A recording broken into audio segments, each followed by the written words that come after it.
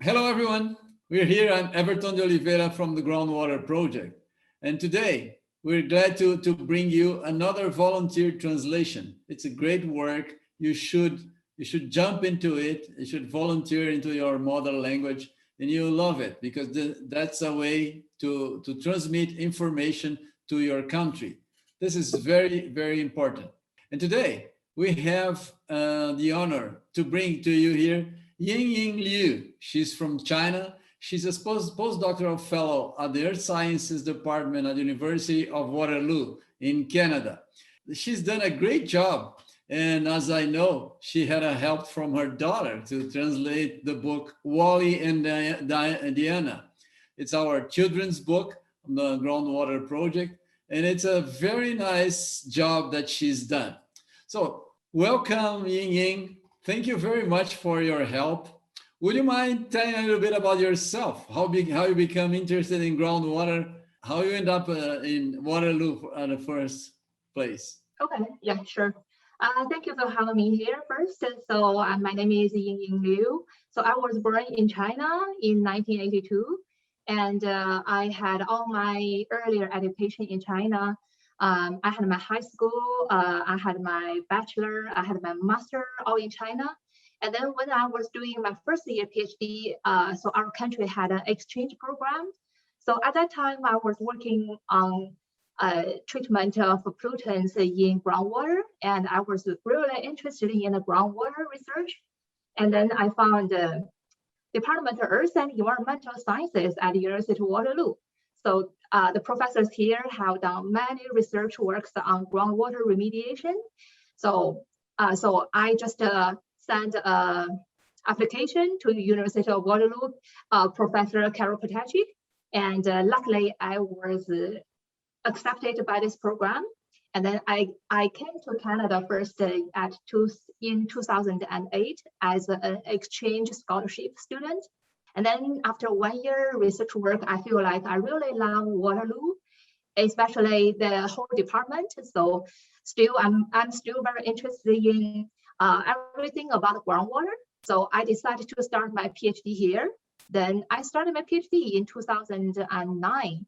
So after 7 years work and hard study, so I finally got my PhD in 2016 or 17, maybe 17, yeah. And during my PhD, I had another PhD degree, which is my daughter. Yeah. Wow. So yeah. So it was kind of hard when you have a young child doing well when you're doing your PhD, but luckily I succeed. So after my PhD, I had started another research career as a postdoctoral fellowship at the same research group with Professor Carol Potachik and David Blows. And now I'm still continuing my research work with them. And that's about everything. Yeah, on me. Well, that's not a little thing. It's a big thing that you're right. And you have a child as well. Is it a boy or a girl? It's a girl. Yeah. Is she Canadian? She's Canadian. Yeah.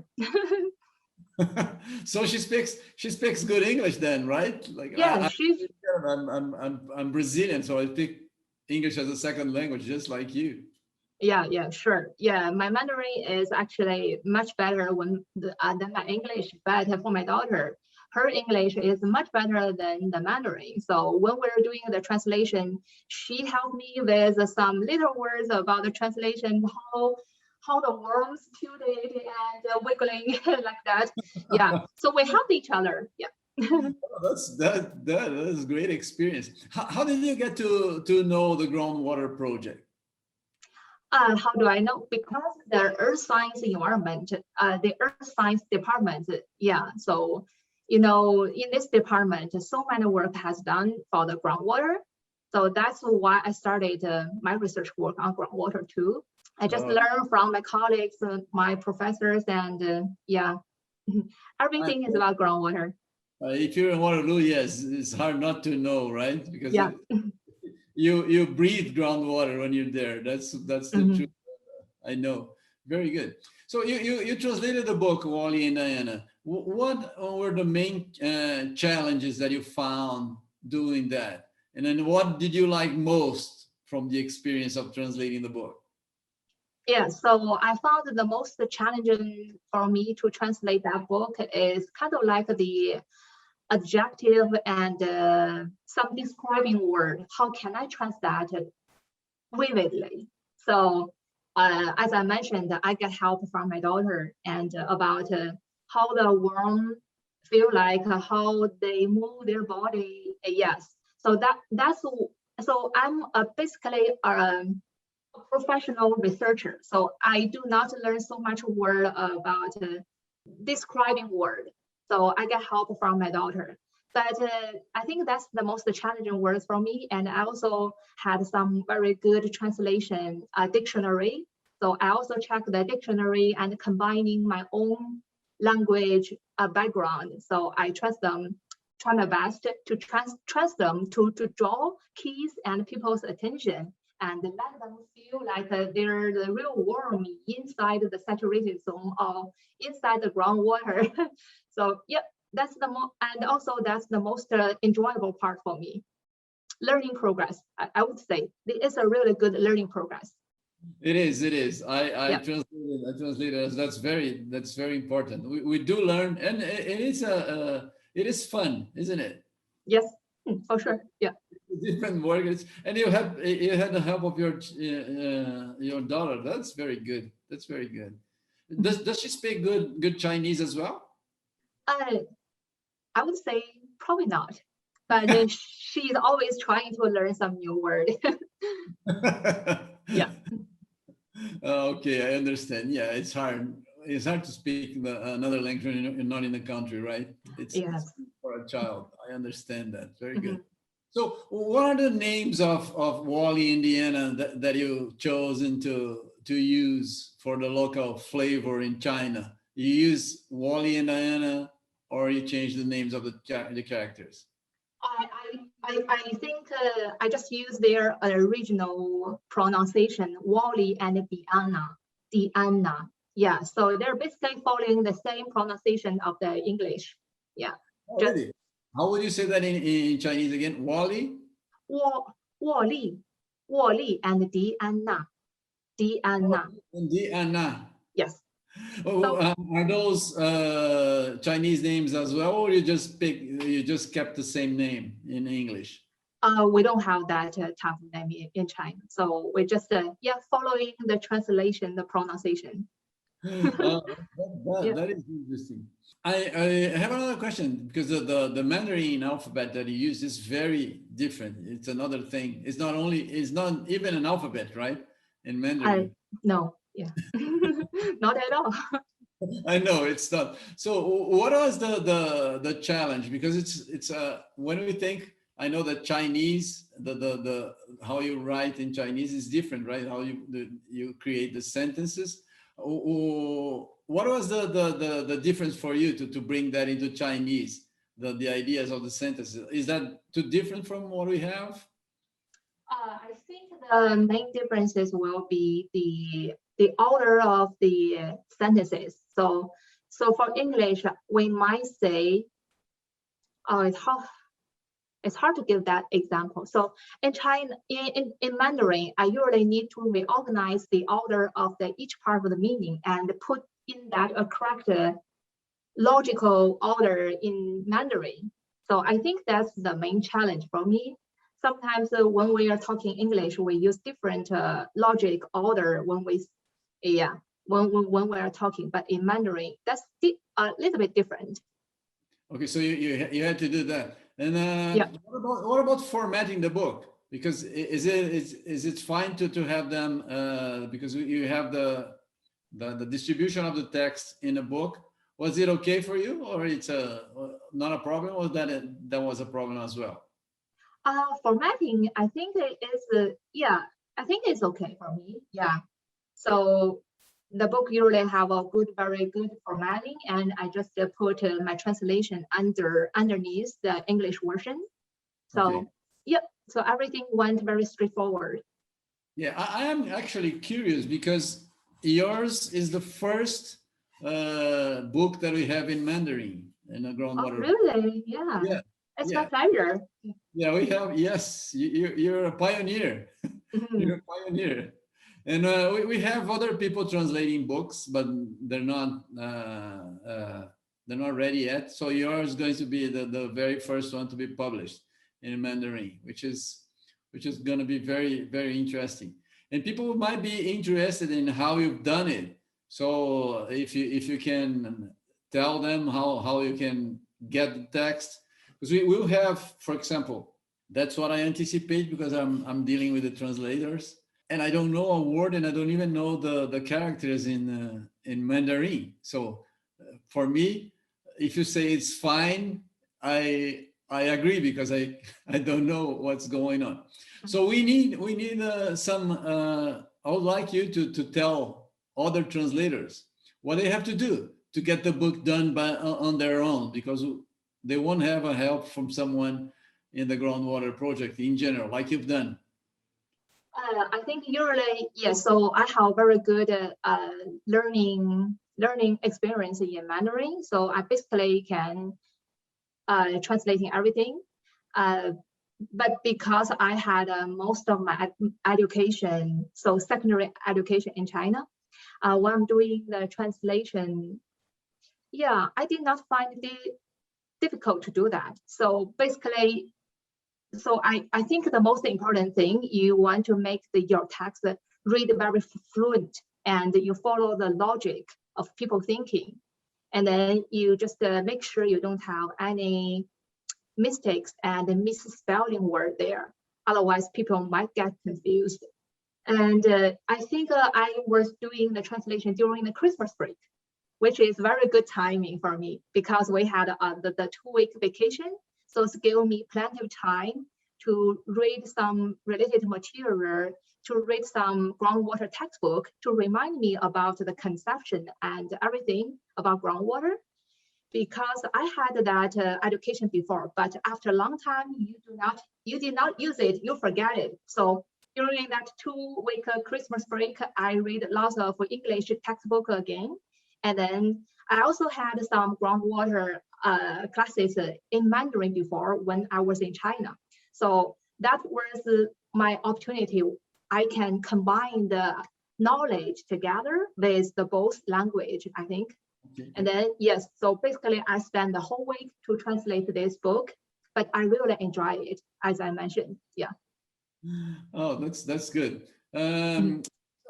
Tell us how you believe that volunteer work is important for you in this case. Why did you pick that job, right? Why you offer yourself as a volunteer, right? What do you think? The idea is, how do you tell each other to other people how to translate books? What is this? Why is this good for you? Yeah. So first when I have this invitation from Karina, I thought, well, it might take me some time. You know, when you're doing some work, actually, which is different from your own research work or your own job. It might take some time. But secondly, when I think of this, so this work can give people the joyness of reading, and these people can pass the knowledge to our next generation. So I think that really worth my time. And I think volunteer is the most important part of it. Gives every Canadian the colorful meaning of life, and when you give help to other people will really appreciate your help, and you will feel very delighted for yourself too. So I feel like giving volunteer work or giving my own time as a volunteer is really important thing for my daily work or for my daily life, even though I do not be volunteer as much as before. So because now, yeah, life is getting smaller, networking with each other with the COVID, but I still want to spend some time to give the meaningful things to other people. Yeah, well, you're doing very well, for sure. You're doing very well, because it's a nice work, and we're going to distribute in China. We don't have as many volunteers to translate into Mandarin. We have a few, but I thought we would have more. Do you have any idea on how can we distribute better our work in China? You have connections, or you have people that could help us translate our material? I think I can help with finding more volunteers for translating Mandarin. For sure, it's a great honor for the department of the University of Waterloo, and it's a great honor for them to find me as a volunteer. I think many Mandarin speaking people would like to give their time and to translate this English version book to Mandarin to help more Chinese children to learn about the groundwater knowledge. I think, yeah, I would be very glad to help to find more volunteers. And usually we have many colleagues which have the similar background as me. So they know some English, but not all the English words, but they have really good professional knowledge about the geology, the groundwater stuff, the hydrology. But I think their Chinese, the Mandarin language, that they are really good. I think we are very capable to finish this type of work. And yeah, I'm happy to help. Oh, thank you very much. Thank you very much. Yeah. We do appreciate that. We do appreciate that. We understand that learning things in your own language, it's much easier, isn't it? Right? Yes, for sure. I know that's, I'm a very, I push that strongly on the Groundwater Project, that we do translate books, because for a young student, right, it's very good to have books in your own language. That is so important, yeah. Right? And it helps, and it's good for groundwater in general, because we have more people studying. So that's the outcome that we're betting on. Okay, so the idea, it's already in there. How can you think we can team up with Chinese people to our initiative to help boost the groundwater education even further? Do you have any idea on how to do that, or how to help us that? Oh, so how to broadcast the groundwater knowledge in China? Yep. Very well? Yeah. I think, yeah, so the good start point is, I think people can start with the kindergarten kids, right? And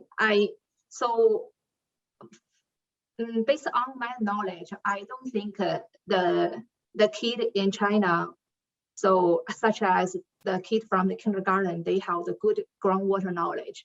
Not very well. I think people, until they go to the middle school or high school, they learn something about the hydrology. I think that's the difference between the Chinese culture and the Western culture.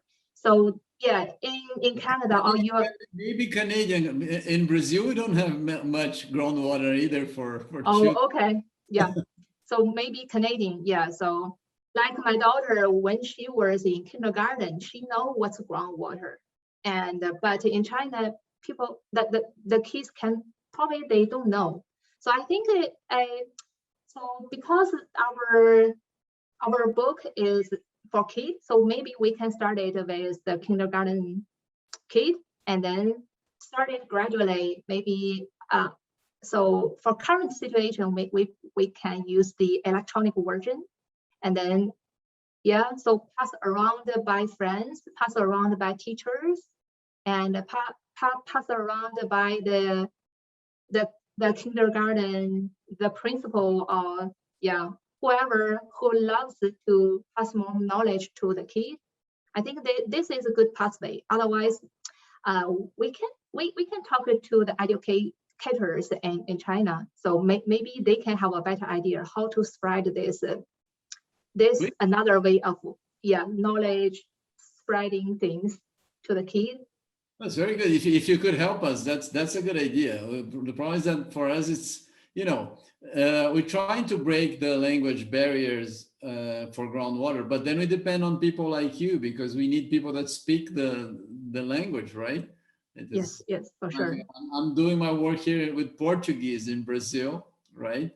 And we need more people like you to help. Thank you.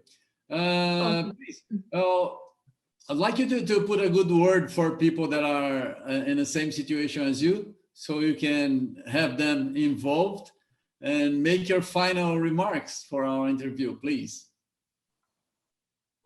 Overall, I really enjoying translating this book, and this book reminded me when I was a kid too. So I read some powerful books, and I really enjoy the stories there. And still, after 30 years, I still can remember the things happening in the small, colorful books when I was young.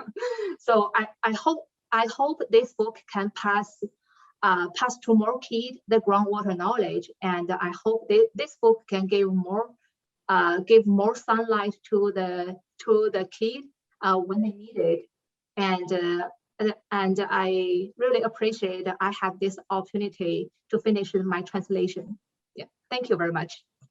Thank you very much, Ying. That was very nice having you around here. Thank you for your nice job. We're going to distribute that in China, and to anyone who's interested, it's going to be free. Thank you very much for your kindness and your interest in helping. Thank you. Oh, thank you. My pleasure. Bye. Bye.